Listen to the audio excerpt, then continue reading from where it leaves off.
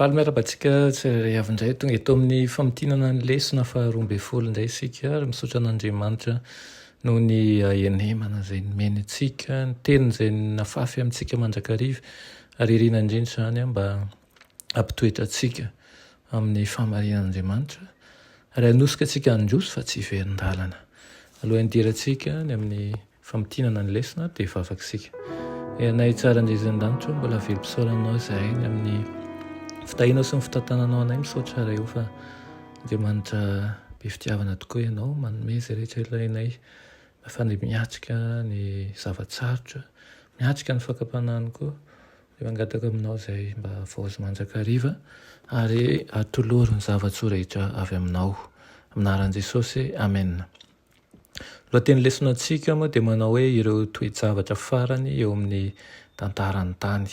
Ny tsy anjery dia amin'ny ohabolana toko fahatelo amby roapolo andininy fahatelo amby roapolo manao hoe vidio ny marina ka aza midy dia ny fahendrena sy ny fananarana ary ny fahazavan-tsaina.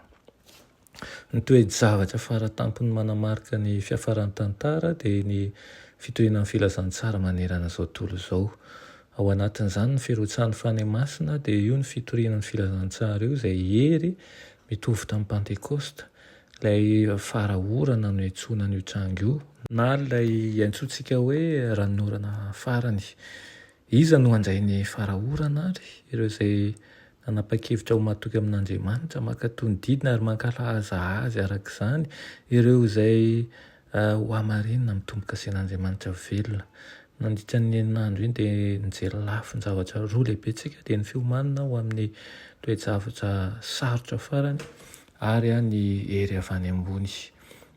Mahakasika an'izay fiomanana izay dia tsarovy ilay ao amin'ny Salamo fa 7:1 manao hoe fanilo ny tongotro sy fanazavana ny lalako ny teninao. Fantatrao ve hoe aiza no ahitana ny fahamarinana momba ny fiafaran'izao tontolo izao? Indro ny dingana tokony arahana amin'izany. Dia ilay voasoratry ny ohabolana io ilay manao hoe vidio ny marina ka aza midy. Dia ny Jaona toko 7:10 ihany koa dia sy ny fahavalo manao hoe ka ho fantatrareo ny marina, ny teninao izy no fahamarinana. Ny fotoana farany manko dia avelanao fahakakana sy famitahana izay toa hitovy amin'ny tena izy ka tsy azo lava ny Satana. Amin'ny alalan'ny fahalalana tsara ny Baiboly ihany miaraka amin'ny fanampian'ny fanahy-masina no azahoantsika mijoro, tsy ho azo zongozonina amin'ny fahamarinana. Eny manodidina antsika rehetra eny dia efa hita hatrany Satana miasa amin'ny fanaovana zavatra sandoka. Manakaiky amin'ilay tena izy kanefa tsy tena izy ary na dia ny fiainantsika andavanandro ary dia feno fisandohana avokoa izy ireny. Fomba telo samihafa no hamantarana ihany koa ny tombo-kasen'Andriamanitra. Voalohany dia ny fanahy-masina, voaisy ny tombo-kaseny avokoa ny mpino rehetra, ny anarana. Ny faharoa izany dia ny anarana ny toetran'Andriamanitra izay rehetra mahazo fandresena no hanana an'izany ary fahatelo dia ny famantarana izay azo fantarina. Ataon'Andriamanitra ao anatin'ny iray amin'ireo didy folo ny tombo-kaseny ho famantarana mampiavaka an'ireo izay miankoka aminy. Voalohany dia ireo singa mandrafitra ny tombo-kase, ny anarana, ny toerana na ny tanàna ihany koa ary ny fahampiadidiana. Ohatra hoe raha voly izy ny euro ohatra, any Espaina dia ny anarany dia Filipy, ny toerana ny tanàna dia ny mpanjaka, ny fiara-piadidiana dia ny Espaina ohatrany koa, ny sabata izay marika ho famantarana amen'i Jehovah antsika ny anarany dia Jehovah, ny toerana ny tanàna dia ny mpamorona ary ny fiara-piadidiana dia ny lanitra sy ny tany sy ny ranomasina.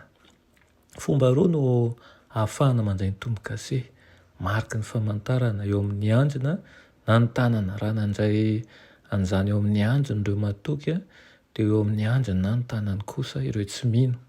Inona ary no mahasamy hafa an'izany, ny andrina sy ny tanana? Ny andrina dia ny faharesen-dahatra avy amin'ny saina mahiratra.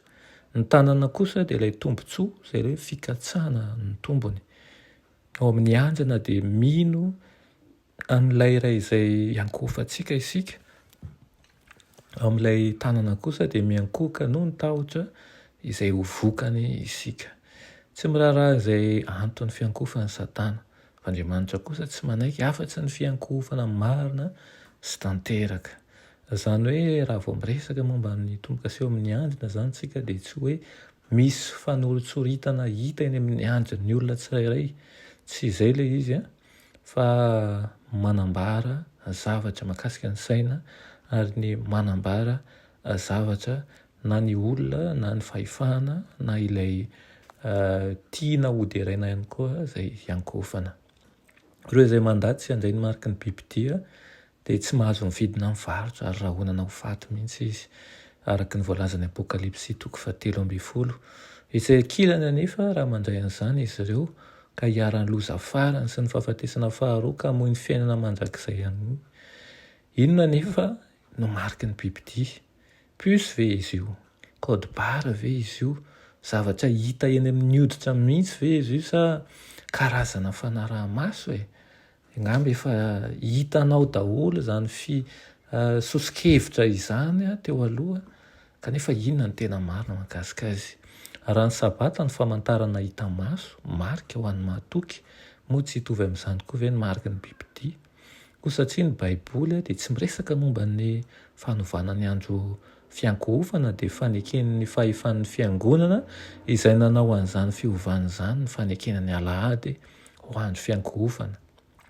Fahefan'iza ary no ankatoavintsika? Fahefan'ny androm-panjakana ny olombelona ve? Sa ny fahefan'Andriamanitra izay hita mazava ao amin'ny teniny? Dia mipetraka amintsika tsirairay avy izay fanontaniana izany fa anjarantsika no maka safidy tsara. Resaka mahakasika an'ilay ranonorana farany isika. Mampiasa fanoharana momba ny ranonorana ny mpaminany Joela, ilazana momba ny firotsahan'ny fanahy masina. Izany no ampiariarin'ny Petera ihany koa tamin'ny lahateliny tamin'ny andron'ny Pentekosta. Io orana io dia mitondra ny fahalalana an'Andriamanitra tamin'izany fotoana izany dia olona arivo no niova fo tamin'ny indray andro amin'ny toetrandro any Mediterane izay nisy ny Israely ny ranorana voalohany zany ny orana voalohany amin'ny oktobra eo zany no manomana ny tany ho ambolena. Dia ny orana faharoa fantatra amin'ny anarana hoe farany eo amin'ny volana aprily eo no manome herin'ny tany hamasaka ny varim-bazaha. Tahaka ny nanomboan'ny fiangonana tamin'ny ranonoran'ny fanahy masina, ny fijinjana farany, ny fitoriana farany filazantsara dia hitsanga aorianan'ny filatsahan'ny ranonorana farany zany ny fanahy masina milatsaka mikery amin'ny mpino amin'ny taranaka farany. Hoy ny voalazan'ny Apokalipsy 7:20. Rehefa afaka izany ozy izy dia hitako fa nisy anjely iray koa nidina avy tany an-danitra, nanana fahefana lehibe ary ny tany no hazavain'ny voninahity. Inona no afatsy ambaran'io anjely io? Mitovy amin'ny afatsy ny anjely faharoa ny afatra entiny.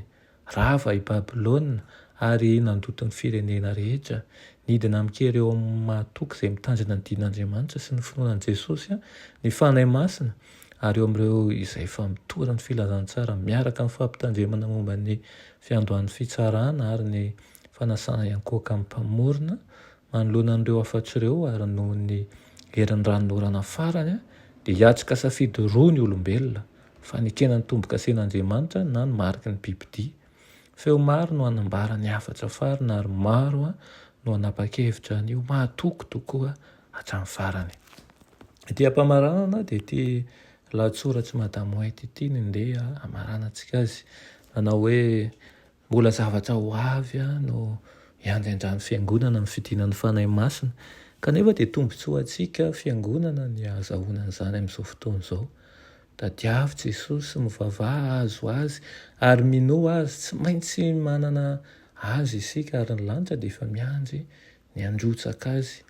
Nefa tsy nisy olona na dia iray aza natao hiara-ny fahatezeran'Andriamanitra raha tsy efa nabaribary tsara tamin'ny saina hampieritrretany ny fahamarinana kanefa nitsopahany. Betsaka ny tsy mbola manam-potoana mihitsy handrenesan'ireo fahamarinana manokana ho amin'izao andro izao. Tsy mbola naseho teo anaty mihitsy araka ny tena toetra ny tsy maintsy ankatoavana ny dito faha-efatra. Ilay mamaky ny ao am-potsy miloaka ao amin'ny tsirairay sy misedra ny toe-tsaina manetsika antsika dia tsy hamelana olona iray aza haniry halala amin'ny fahamarinana voafitaka ny amin'ny hafaran'ny ady. Tsy hampiarina anjambany amin'ny olona tsy akorin'ny didy tsy maintsy samy mahazo fahazavana ampy ny tsirairay mba hanampahany hevitra amin'ny saina mahiratra. Amen. Vavaka isika. Renay tsara ndrezan-danitro mbola velom-pisaoranao zahay ny amin'ny teninao, misaotra anao raha eo izay manome zavatsoanay tsirairay avy dia mangataka aminao zahay mba ho vitosinao hery tokoa, mba ho vonona ny amin'ny androtsahanao, ny fanahinao masina mba hiasa amin'izao andro faran'izao. Ka aokany ny tsirairay avy aminay androso hatrany na dia sarotra ny dia fa tsy verin-dalana. Aminaran'i Jesosy. Amen.